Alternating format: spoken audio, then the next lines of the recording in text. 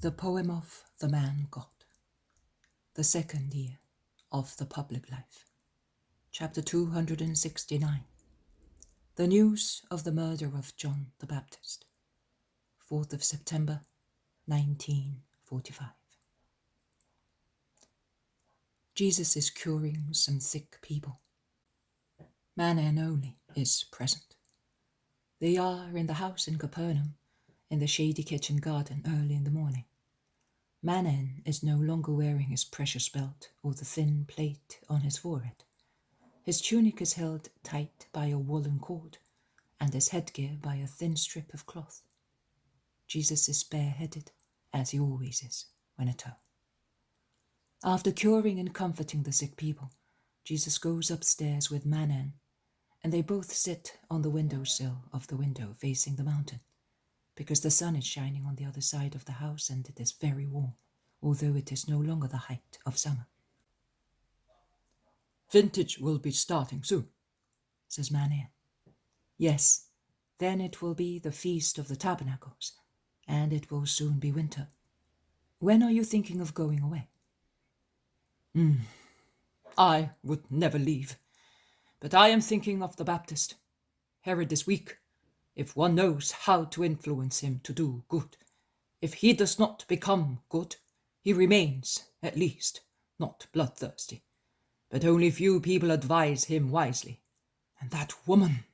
But I would like to stay here until your apostles come back. Not that I rely much on myself, but I still have some weight. Although the favor I enjoyed previously has diminished much, since they have realized that I now follow the way of good. But it does not matter. I would like to have enough courage to be able to abandon everything and follow you completely, like the disciples whom you are expecting. But shall I ever succeed? We, who are not of the common people, find it more difficult to follow you. Why?" "Because the tentacles of your poor wealth hold you back. However, I know some people who are not exactly rich, but are learned or about to be so, and they do not come either." "They also have the tentacles of poor riches holding them back. One is not rich only in money. There is the wealth of knowledge. Few can confess with Solomon, 'Vanity of vanities, all is vanity,' which confession is resumed and enlarged not so much materially, but deeply in Koheleth. Do you remember it? Human science is vanity, because to increase human knowledge only is anguish and affliction of the spirit, and he who multiplies science multiplies such anguish. I solemnly tell you that it is so, and I also tell you that it would not be so if human science was supported and bridled by supernatural wisdom and the holy love of God. Pleasure is vanity, because it does not last, but quickly fades away after burning, leaving ashes and emptiness. Wealth stored up by means of various industries is vanity for the man who dies, as he leaves it to other people and cannot repel death by means of it. Woman is vanity when she is considered a female and desired as such.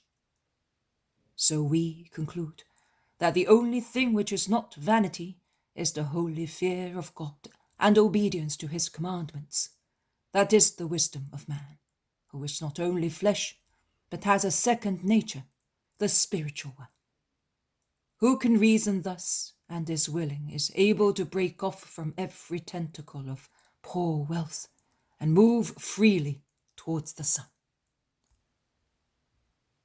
"I want to remember those words. How much you have given me during the past days. I can now go back to that ugly court which seems bright only to fools, and seems powerful and free, whereas it is misery, prison, and darkness. And I will be able to go back with a treasure that will enable me to live better, waiting for the best. But will I ever reach that best, which is to be entirely yours?" Yes, you will. When? Next year? Later? Or when old age will make me wise? You will reach it in a few hours by becoming spiritually mature and perfect in willing. Manaen looks at him thoughtfully, inquisitively, but he does not ask any other question. There is silence. Then Jesus says, "Have you ever approached Lazarus of Bethany?" "No, Master. I can say no. If we met on few occasions, I cannot say it was out of friendship. You know, I was with Herod and Herod was against him. So Lazarus would now see you in God, beyond such things. You must endeavor to approach him as a fellow disciple." "I will do it, if you wish so." Excited voices are heard in the garden.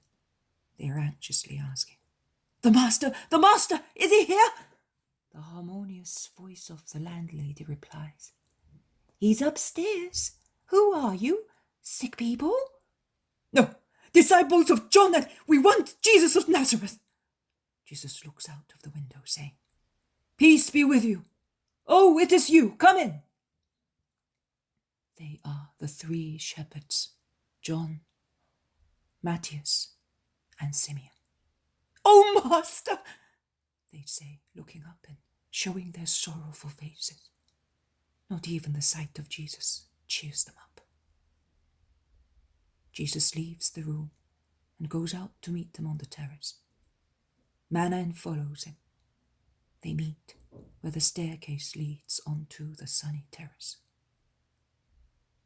The 3 men kneel down, kissing the floor. Then John says, on behalf of them all, "Receive us, Lord, because we are your inheritance." And tears stream down the faces of the disciple and his companions. Jesus and Manaen utter one only cry, "John! He has been killed." The word drops like a loud, dull noise, which drowns every other noise in the world. And yet it was uttered in a low voice, but it petrifies both him who speaks and those who listen. And the earth, upon hearing it and being horrified, seems to interrupt every noise. Such is the period of deep silence and complete immobility in animals, in leafy branches, in the air. Doves stop cooing. Blackbirds interrupt their musical songs. The choir of sparrows is struck dumb, and the chirping cicada suddenly becomes silent, as if its contrivance has broken down unexpectedly, while the wind, which was caressing the leaves of vines and trees, making them rustle like silk, and causing poles to squeak, drop completely.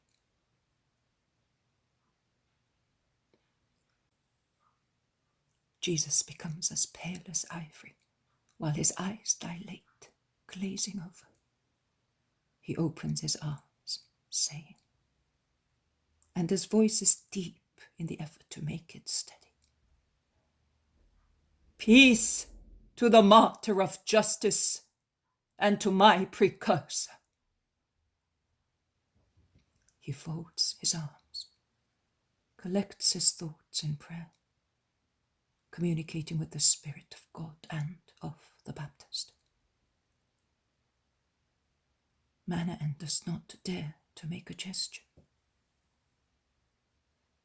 Contrary to Jesus, he blushes vehemently and has an impulsion of anger. Then he becomes stiff, and his excitement is revealed by the mechanical movement of his right hand, rumpling the cord of his tunic. and of the left one which unintentionally searches for his dagger. And Manaen shakes his head, pitying his weak mind that does not remember that he had renounced weapons in order to be the disciple of the meek master, near the meek master.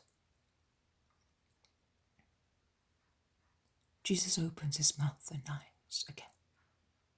His countenance, his eyes, his voice has resumed the divine majesty habitual to him. Only a deep melancholy tempered with peace hovers about him. Come and tell me, as from today you will be mine. And it takes them into the room, closing the door and half drawing the curtains to have a subdued light and an atmosphere of concentration around the sorrow and the beauty of the Baptist's death, and to form a partition between such perfection of life and the corrupt world. Speak, he tells them.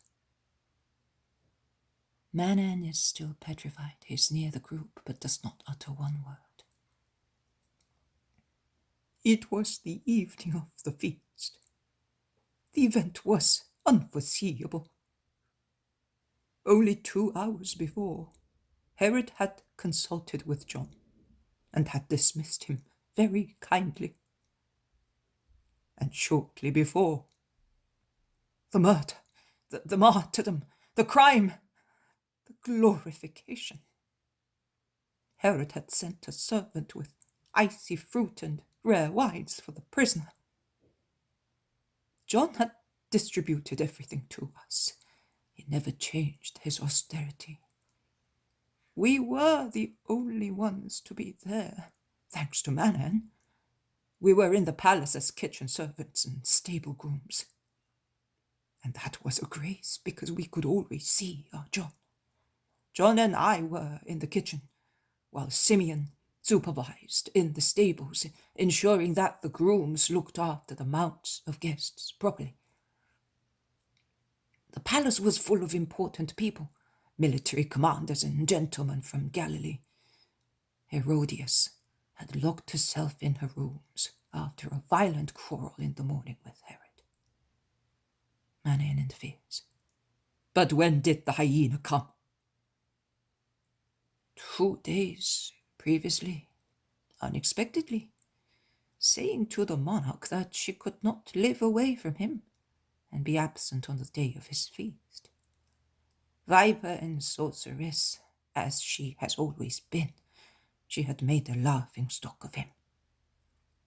But that morning, although he was already full of wine and lust, Herod refused to give the woman what she asked for with loud cries. But nobody thought it was John's life. She remained disdainfully in her rooms. She sent back the royal dishes that Herod sent to her on precious trays. She kept only a precious one full of fruit, exchanging the gift with an amphora of drugged wine for Herod. Drugged! A vicious, intoxicated nature was sufficient to drug him for the crime. From the servants waiting at the table, we learned that after the dance of the mimers, nay, halfway through it, Salome had rushed dancing into the banquet hall, and the mimers, in the presence of the royal girl, had withdrawn against the walls. We were told that her dance was perfect, lewd and perfect, worthy of the guests. Herod. Oh, perhaps a new desire of incest was fermenting in his heart. Herod, at the end of the dance, said enthusiastically to Salome, "You have danced very well. I swear that you deserve a prize. I swear that I will give it to you. I swear that I will give anything you may ask me for. I swear it in the presence of everybody. and the word of a king is loyal also, without swearing. Ask what you want. And Salome, simulating perplexity, innocence, and modesty, enveloping herself in her veils with bashful gesture after so much impudicity, said, "Allow me, great king, to ponder for a moment. I will withdraw and I will come back later, because your grace has moved me." And she left, going to her mother. Selma told me that she went in laughing, saying, "Mother, you have won. Give me the tray." And Herodias, with a cry of triumph, ordered the slave to give the girl the tray that she had kept previously, saying, "Go and come back with a hated head, and I will clothe you with pearls and gold." And Selma was struck with horror and obeyed. Salome re-entered the hall dancing, and went to prostrate herself at the king's feet, saying, "Here on this tray that you sent to my mother as a token that you love her, and you love me, I want the head of John, and I will dance again, if it pleases you so much. I will dance the dance of victory, because I have won. I have beaten you, king. I have defeated life, and I am happy." That is what she said, and her words were repeated to us by a friendly cupbearer. And Herod was embarrassed, being caught by two desires: to abide by his promise, to be just. But he could not be just, because he is unjust. He nodded to the headsman who was standing behind the royal seat, and he took from Salome's raised hands the tray, and from the banquet hall went down to the lower rooms. John and I saw him cross the yard. And shortly afterwards we heard Simeon's cry, "Murderers!" And then we saw the headsman pass again with the head on the tray. John, your precursor, was dead.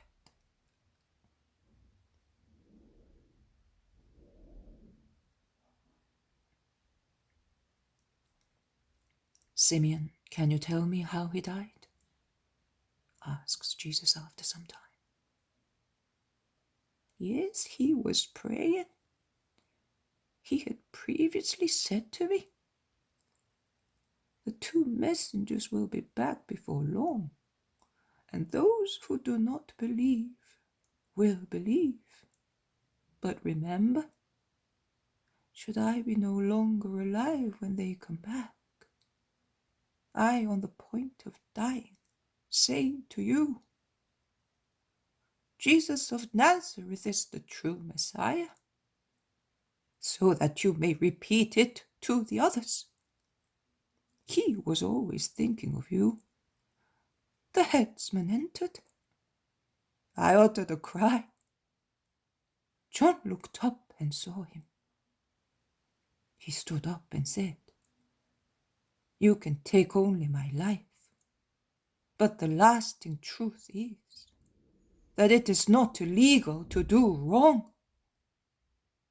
And he was about to say something to me when the headsman swung his heavy sword, while John was standing, and the head fell from the bust in a stream of blood that reddened the goatskin, while his thin face blanched. But his open eyes were still alive and accusing. The head rolled at my feet. I fell at the same time at his body, and I fainted with grief. After Herodias had disfigured it, the head was thrown to the dogs. But we picked it up at once, and we tied it in a precious veil together with the trunk. And during the night we recomposed the body and carried it out of Machaerus. We embalmed it at daybreak in a nearby acacia thicket with the help of other disciples. But it was taken from us again to be slashed. But she cannot destroy it, cannot forgive him. And her slaves, fearing death, were more ferocious than jackals in taking the head from us. If you had been there, Manaen, had I been there. But that head is her malediction. Nothing is taken from the glory of the precursor, even if the body's mutilated. Is that right, master? That is true. Even if the dogs had destroyed it, his glory would not change. Neither has his word changed, master. His eyes, although disfigured, under a large wound, still say, "You are not allowed." But we have lost him, says Matthias. And we are now your disciples, because that is what he said, and he told us that you already know. Yes, you have been mine for months. How did you come? On foot, by stages. It was a long, painful journey. In the heat of sands and of the sun, made even more painful by grief. We have been walking for almost 20 days. You will rest now. Manaen asked, was Herod not surprised at my absence? Yes. At first he was annoyed. Then he became furious. But when his rage calmed down, he said, "One judge less." That is what our friend the cupbearer told us. Jesus says, one judge less. He has God as a judge, and that is enough.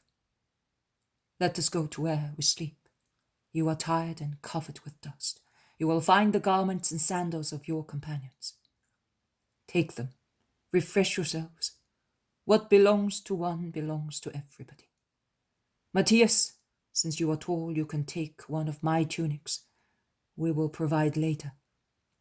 My apostles will be coming before night, because this is the Sabbath Eve. Isaac will be coming next week with the disciples, and later Benjamin and Daniel will come.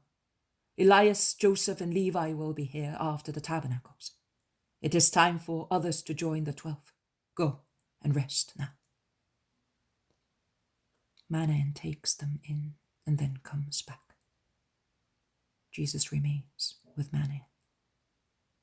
He sits down pensively and is clearly sad, with his head reclined on a hand, his elbow resting on his knee as a support. Manaen is sitting near the table and does not move. He's sullen. His face is a storm. After a long time, Jesus raises his head, looks at him and asks, "And what are you going to do now?" "I do not know yet. There is no purpose in staying any longer at Machaerus. But I would like to remain at the court to find out, to protect you, according to what I learn." "You had better follow me without any delay. But I will not force you. You will come when the old Manaen has been destroyed bit by bit." "I would also like to take that head away from that woman. She's not worthy to have it." Jesus has a pale hint of a smile and says frankly, "And you are not yet dead to human wealth. but you are dear to me just the same. I know that I shall not lose you, even if I have to wait. I know how to wait. Master, I would like to give you my generosity to comfort you, but you are suffering. I can see it. It is true. I am suffering. Very much. Only because of John? I do not think so. You know that he is in peace. I know that he is in peace, and I perceive him close to me. Well then? Then, Manaen, what does dawn precede? The day, master. Why do you ask me? Because the death of John precedes the day when I will be the Redeemer. And the human part in me trembles at the idea. Manaen, I am going up the mountain. You stay here to receive whoever should come and to assist those who have already come. Stay until I come back. Then you will do whatever you wish. Goodbye.